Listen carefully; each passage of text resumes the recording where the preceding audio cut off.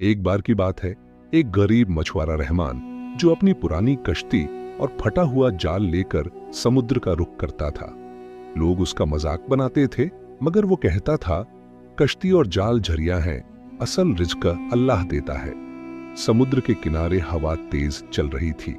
लहरें कश्ती की तरफ आती हुई लग रही थीं, जैसे समुद्र अपना बोझ उतारने की कोशिश कर रहा हो। उस किनारे पर एक पुराना घर था, जिसमें चूल्हा कई दिनों से बुझा पड़ा था। बर्तन खाली थे और बच्चों की मासूम आंखें भूख से भर गई थीं। रहमान की बीवी आंसू पोंछती, मगर उसके चेहरे की उदासी को छुपाना मुश्किल था। बच्चों की हल्की सी आवाज गूंजती, अब्बा, खाना कब मिलेगा? रहमान ने उनकी तरफ देखा, दिल अंदर से टूट रहा था। उसने बीवी से कहा, मैं फिर समुद्र जा रहा हूं, शायद आज अल्लाह अपनी रहमत बरसा दे। वो अपनी पुरानी कश्ती और फटा हुआ जाल उठाकर समुद्र की तरफ निकल गया। उस वक्त आसपास के कुछ और मछुआरे नए चमकते औजार और मजबूत जाल लेकर जा रहे थे। उनका रंग ढंग अलग था, कीमती लकड़ी की कश्तियां, चमकती रस्सी, नए जाल। उन्होंने रहमान को देखा और हंसकर कहने लगे, रहमान, इस फटे हुए जाल और पुरानी कश्ती से क्या हासिल करेगा? हमारी तरफ देख, हम नए औजार लाए हैं, तू कभी हमसे बढ़ नहीं सकता। रहमान बस मुस्कुराया और जवाब दिया, कश्ती और जाल झरिया हैं, असल रिज़्क अल्लाह देता है। उसका दिल मजबूत था, लेकिन यादों का बोझ भी था। उसने सोचा, घर में बच्चे भूखे हैं, बीवी का चेहरा उदास है, अगर आज भी खाली हाथ लौट गया तो उनका क्या होगा? कश्ती समुद्र की गहराई में चली गई। रहमान ने जाल समुद्र में फेंका। सूरज निकलता रहा, धूप तेज होती गई। दूसरे मछुआरे अपना जाल खींचकर मछलियां निकालते रहे, कभी छोटी, कभी बड़ी, कभी ढेर सारी। उनके चेहरे पर मुस्कान थी और वो आपस में मजे से बातें कर रहे थे। लेकिन रहमान का जाल बार बार खाली निकलता रहा। सुबह से दोपहर हो गई, दोपहर से शाम होने लगी, दिन ढलता गया, लेकिन एक भी मछली उसके हाथ न आई। पसीने से भीगा हुआ, भूख और थकान से कमजोर, रहमान चुपचाप अल्लाह को याद करता रहा। उसने दिल में कहा, या अल्लाह, तू मालिक है, तू ही रिज़्क देने वाला है, शायद ये मेरा इम्तिहान है। समुद्र की लहरों में उसकी कश्ती धीरे धीरे हिल रही थी। दूर से दूसरे मछुआरे हंस के कह रहे थे, रहमान ने तेरे नसीब में कुछ नहीं, हर बार खाली जाल लेकर वापस जाता है, आज भी तेरा दिन बर्बाद हुआ। ये अल्फाज उसके दिल को चुभे, मगर वो चुप रहा। उसके अंदर एक आवाज थी जो कहती थी, सब कुछ अल्लाह के हाथ में है, जो वो चाहेगा वही होगा। शाम ढल गई, आसमान पे लाल रंग बिखर गया। रहमान थका हारा था, मगर उसने सोचा कि रात को एक बार और कोशिश करे। उसने अपना जाल उठाया, बिस्मिल्लाह कहा और समुद्र की गहराइयों में फेंका। कुछ देर तक सब कुछ खामोश रहा। लहरें धीरे धीरे हिल रही थीं। फिर अचानक जाल भारी लगने लगा। रहमान का दिल तेज धड़कने लगा। उसने जोर लगाया और जाल खींचने लगा। जैसे जैसे जाल ऊपर आने लगा, उसकी आंखों में हैरानी बढ़ गई। जाल में एक चमकती हुई सुनहरी मछली फंसी हुई थी। उसकी रोशनी चारों तरफ फैल रही थी, जैसे चंद्रमा की रोशनी समुद्र पर गिरती हो। और उस मछली के साथ एक पुराना संदूक भी अटका हुआ था, जिस पर समुद्र की खींचातानी ने हरा काई और झुंगी लगा दी थी। रहमान ने सुनहरी मछली को देखा, उसकी आंखों में आंसू आ गए। उसने सोचा, या अल्लाह, तू कितना रहमान है, आज घर में बच्चों के लिए रोटी होगी, आज उनकी भूख मिट जाएगी। मगर संदूक की तरफ देखकर उसका दिल और भी बेचैन हो गया। वो सोचने लगा, ये संदूक यहां कैसे आया? इसके अंदर क्या हो सकता है? क्या ये भी मेरे नसीब का हिस्सा है? उस वक्त अंधेरा छा गया था, रात का सफर शुरू हो रहा था। रहमान की कश्ती समुद्र के बीच में खामोशी से खड़ी थी। एक तरफ सुनहरी मछली चमक रही थी, दूसरी तरफ वो संदूक था जो अपने अंदर कोई राज छुपाए बैठा था। रहमान ने अपनी आंखें बंद की और दुआ की, या अल्लाह, जो भी इस संदूक में है उसमें मेरे लिए और मेरी फैमिली के लिए खैर और बरकत बना। और फिर उसने कश्ती के एक कोने में संदूक रख दिया, सुनहरी मछली को संभाल कर बंद कर दिया। उसका दिल अब भी तेज तेज धड़क रहा था, क्योंकि उसे अंदाजा था कि अगला सफर आसान नहीं होगा। रात का गहन अंधेरा समुद्र पर छा गया था। लहरें अब ज्यादा शोर मचा रही थीं, जैसे समुद्र अपनी गहराई से कोई राज उगलना चाहता हो। रहमान ने संदूक कश्ती के एक कोने में रखा और सुनहरी मछली को अपने पास संभाल कर रख दिया।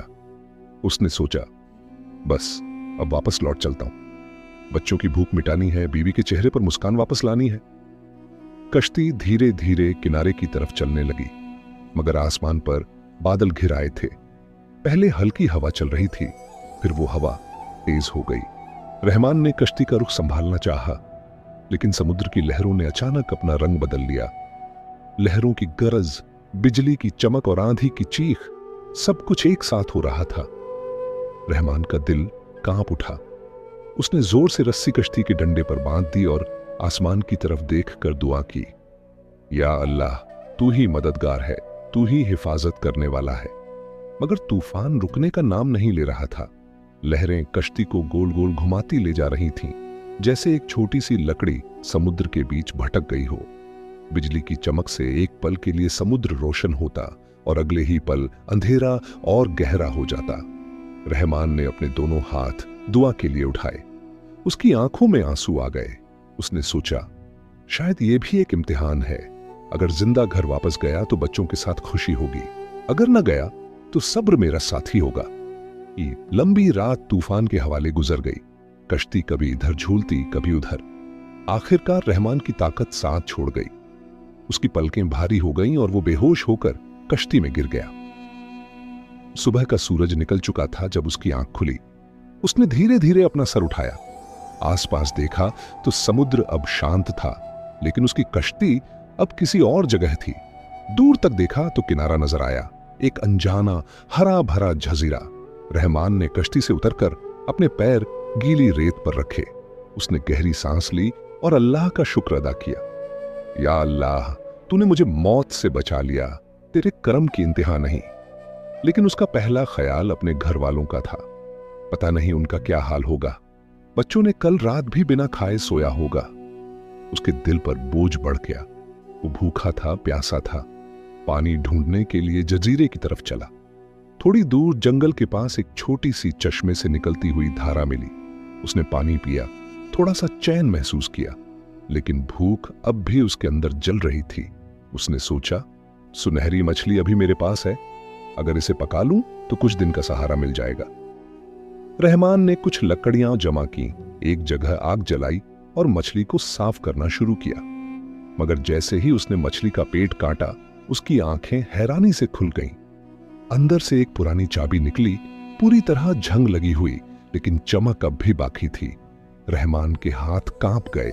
उसने फौरन संदूक को याद किया जो उसने कश्ती में रखा था। वो भागता हुआ कश्ती की तरफ गया, संदूक उठाया और उसके सामने बैठ गया। उसने सोचा, शायद ये चाबी इसी संदूक की है। या अल्लाह, अगर इसमें कुछ है तो वो मेरे लिए और मेरे अपनों के लिए खैर बने।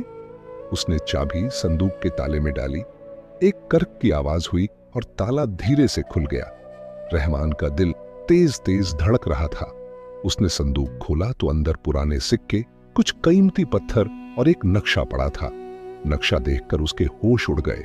ये उस जजीरे का नक्शा था जिसमें गहरा जंगल और एक पुरानी गुफा का रास्ता बना था। नक्शे के कोने पर लिखा था, जहां सब्र और भरोसा हो वहां असल दौलत मिलती है। रहमान के दिल में एक नई उम्मीद जाग उठी।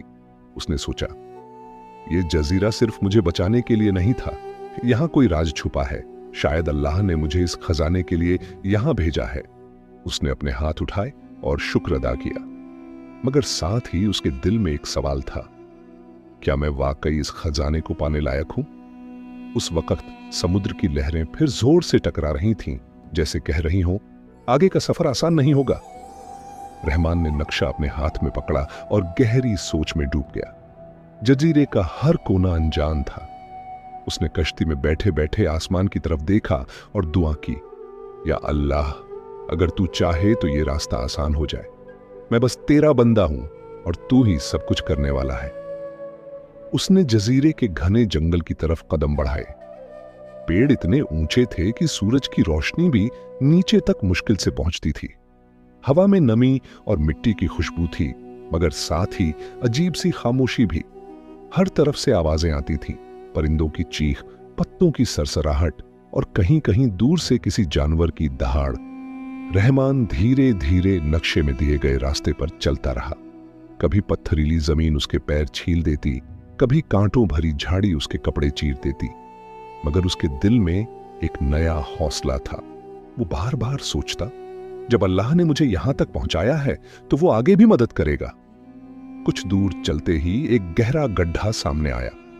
रहमान का पैर फिसल गया और वो नीचे गिरते गिरते बचा। उसने अपने कपड़े की रस्सी बनाई और मुश्किल से खुद को ऊपर खींचकर निकाला। उसका सारा जिस्म मिट्टी और खून से भर गया था, मगर उसकी आंखों में अब भी उम्मीद थी। रास्ते में उसे एक अंधेरी गुफा मिली जिसमें से ठंडी हवा आ रही थी। नक्शा देखकर उसने समझा कि यही रास्ता खजाने की तरफ जाता है। लेकिन गुफा के दरवाजे पर एक बूढ़ा बुजुर्ग बैठा था, लंबे सफेद बालों और चमकती आंखों वाला। उसका चेहरा नूर से भरा था और उसकी निगाह में गहरा सुकून था। रहमान रुक गया। बुजुर्ग ने हल्का सा मुस्कुराकर कहा, बेटा, हर दौलत सिर्फ हाथ में आने से नहीं मिलती।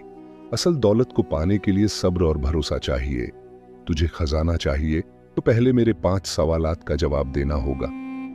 रहमान ने सर झुकाकर कहा, अगर अल्लाह की रजा इसी में है तो मैं तैयार हूं।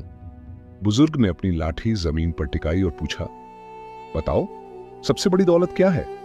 रहमान ने कुछ पल सोचा, फिर कहा, सबसे बड़ी दौलत ईमान और सब्र है।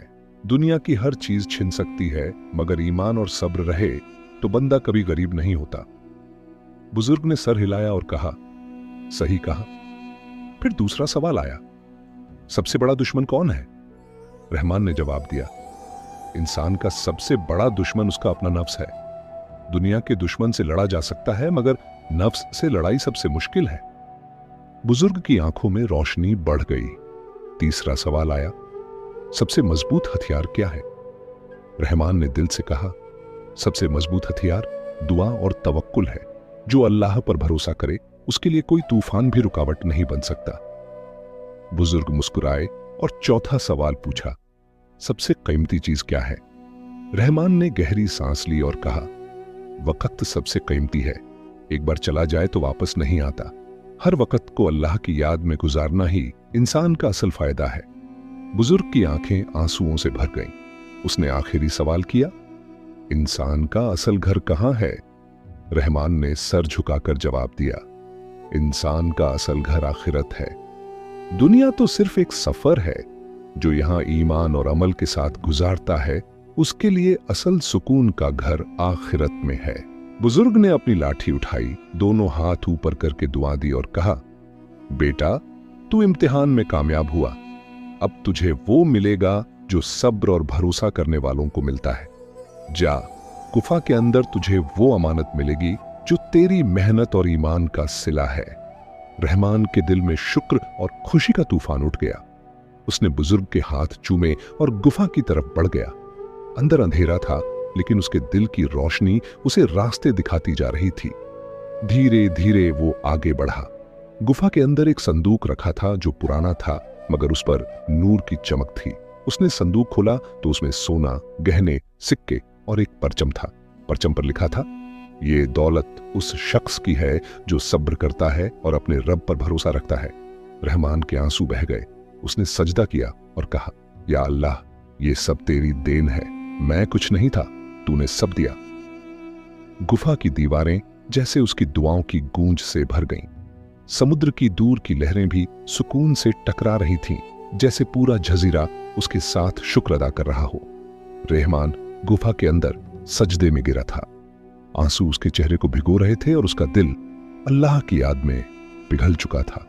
संदूक में पड़ा सोना, गहने और सिक्के उसके सामने थे, मगर उसकी नजर सबसे ज्यादा उस परचम पर थी जिसमें लिखा था, ये दौलत उस शख्स की है जो सब्र करे और अपने रब पर भरोसा रखे।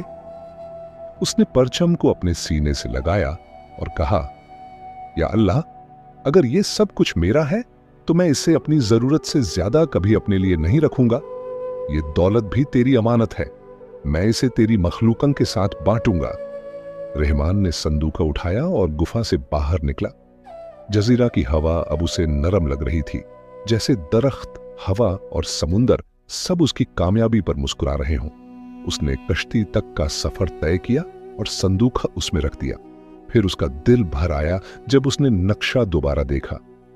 इस मर्तबा उसकी निगाह नक्शे के कोने पर पड़ी जो पहले उसने गौर से नहीं देखा था।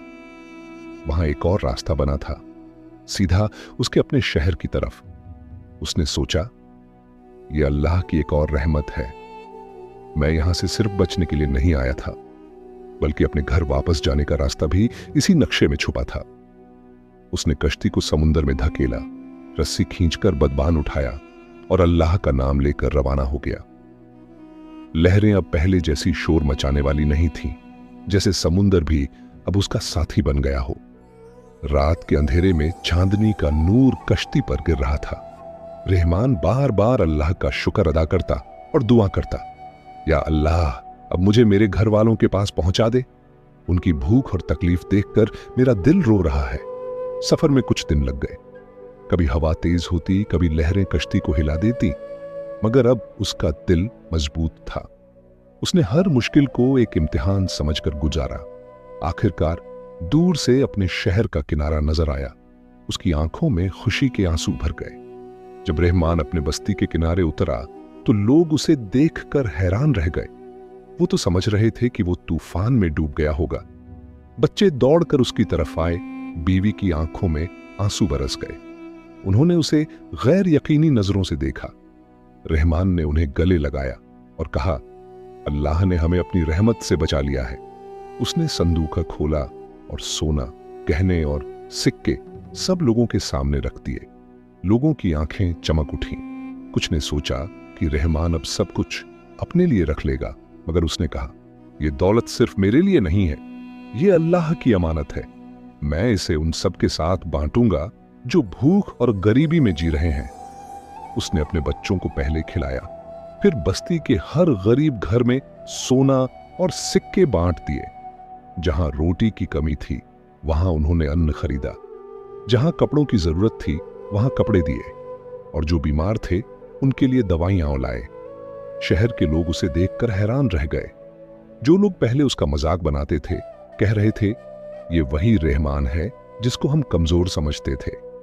हम नए जालों और मजबूत कश्तियों पर फख्र करते रहे, मगर असल ताकत उसके ईमान और सब्र में थी।